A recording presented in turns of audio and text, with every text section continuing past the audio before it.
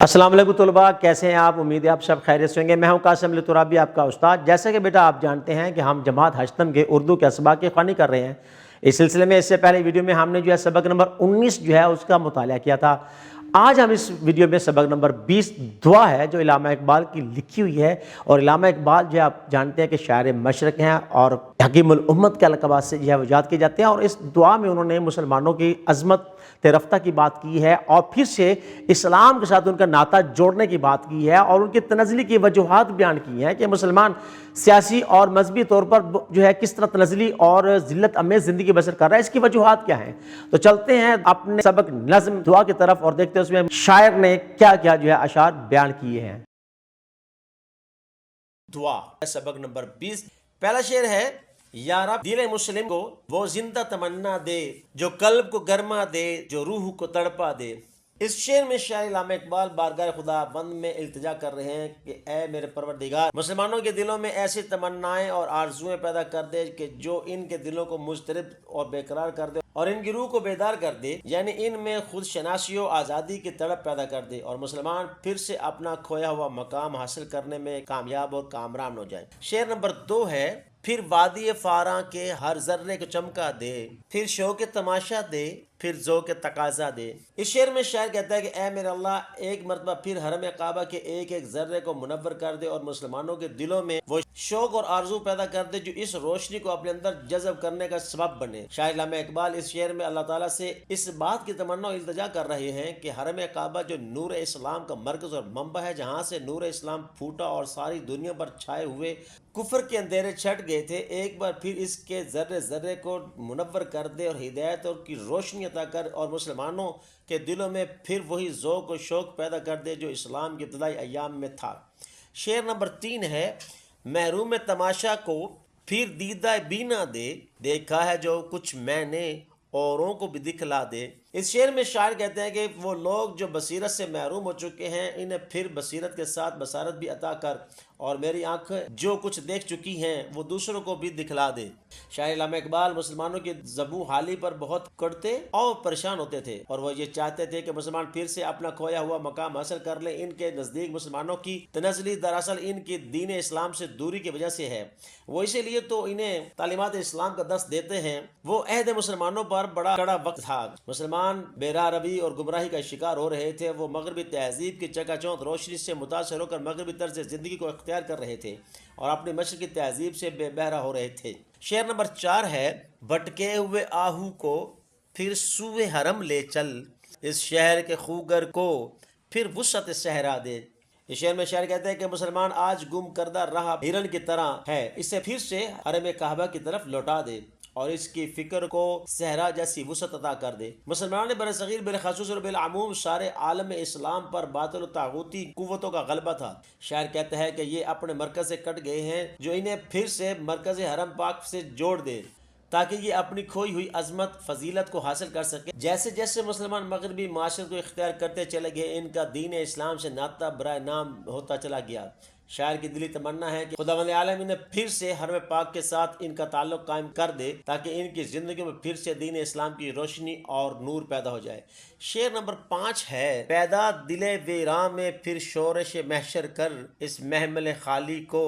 پھر شاہد لیلا دے۔ اس شعر میں شاعر کہتا ہے کہ اس اجڑے ہوئے دل میں پھر سے حشر برپا کر دے، اس کے خالق و جاوید کو لیلا جیسا محبوب عطا کر دے۔ اس شعر میں شاعر اس بات پر غم و دکھ کا اظہار کر رہے ہیں کہ اے اللہ، مسلمانوں کے دل جذبہ شوق سے محروم ہو چکے ہیں، یہ مادی خواہشات کے پیچھے پڑے ہیں اور انہیں اپنا مقصد یاد نہیں۔ باطل کی چکا چوندھ روشنی نے ان کی آنکھوں کو خیرہ کر دی ہے، ان کے دلوں میں پھر سے عشق کی لو اور تپش پیدا کر کہ یہ پھر سے تیرے بتلائے ہوئے راستے پر گامزن ہوں اور پھر سے مقام میں بلند عزت اور فضیلت اور بزرگی حاصل کر سکیں۔ شعر نمبر 6 ہے: اس دور کی ظلمت میں ہر قلب پریشاں کو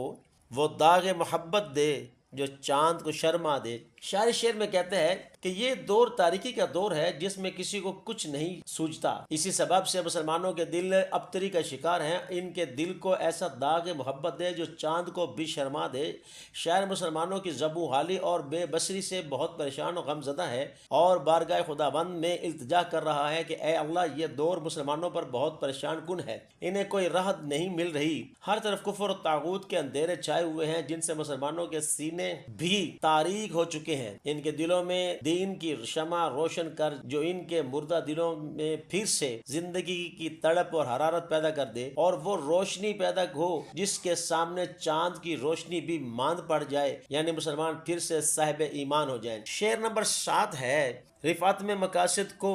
ہم دوش ثریا کر، خودداری ساحل دے آزادی دریا دے۔ اس شعر میں شاعر کہتا ہے کہ ان کے جو مقاصد ہیں ان کو ثریا کی سی بلندی عطا کر، ان کو ساحل جیسی خودداری اور دریا کی سی روانی جیسی آزادی بخش دے۔ شاعر علامہ اقبال مسلمانوں کو دنیاوی خواہشات کے حصول کے لیے دینی احکامات سے غفلت برتتے دیکھ کر بڑے پریشان ہو رہے ہیں اور اس کو مسلمانوں کے لیے ذلت اور رسوائی کے سوا کچھ نہیں سمجھتے، ان کا مقصد ہے یا دھن اور دنیاوی خواہشات رہ گئی ہے۔ شاعر آرزو کر رہا ہے کہ اے اللہ ان مسلمانوں کے دل محض مادی ضروریاتوں کے حصول تک محدود ہو کے رہ گئے ہیں، ان کے دل میں اسلام کی سربلندی، حق تعالیٰ کی حقانیت اور حقیقت عطا کر تاکہ یہ دین اسلام کی سچی تعلیمات کو پرکھ سکے اور جانچ کر اس کے مطابق اپنی زندگی کو بسر کر سکے، اور رسول اللہ کے دین کی سربلندی جیسی عظیم مقاصد کی تڑپ پیدا کر دے جو ان کو ان کے مقاصد کی عظمت کے بل پر ثریا کی بلندی عطا کرے اور ان کے دلوں کو خودداری غیرت کے جذبات و احساس پیدا کر دے جو خود غرضی کے سمندر میں ساحلوں اور پاکیزگی میں دریا کی روانی پیدا کر دے۔ شعر نمبر 8 ہے، بے لوث محبت ہو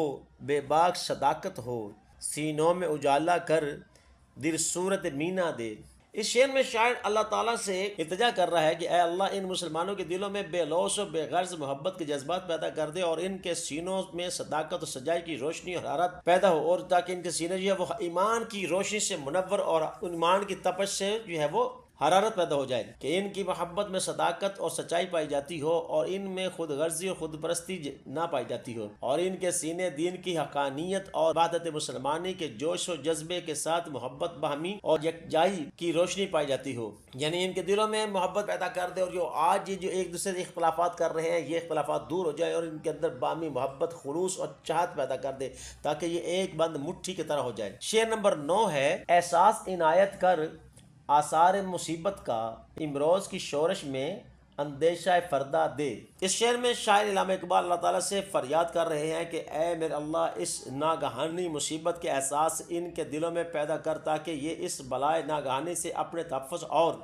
بچاؤ کی تدبیر اور کوششیں کریں، اور آج جو شورش برپا ہے اس کے پیش نظر ان کے دلوں میں بہتر مستقبل کا خیال ابھار تاکہ یہ اپنے آج کو سامنے رکھتے ہوئے اپنے بہتر روشن اور کامل مستقبل کی فکر کریں۔ شعر نمبر 10 ہے، میں بلبل نالا ہوں ایک اجڑے گلستاں کا، تاثیر کا سائل ہوں محتاج کو داتا دے۔ اس شعر میں شاعر علامہ اقبال بارگاہ خداوند میں دستے دعا پھیلائے دلسوز و گداز انداز میں اللہ تعالیٰ سے التجا کر رہے ہیں کہ یا رب میں بھی اس اجڑے چمن کا بلبل ہوں جس کی ہریالی اور حسن اور خوبصورتی کو استعماری قوتوں نے اور اپنوں کی غداری نے تباہ و برباد کر دیا ہے۔ میں فصل بہار کی اور گل و گلزار کی جو التجا تیری بارگاہ میں کر رہا ہوں اور اپنے ہم وطنوں کے احساس حال کی جو دعا کر رہا ہوں، اے اللہ اس میں تاثیر و اثر پیدا کر اور میری دعا کو شرف قبولیت عطا فرما۔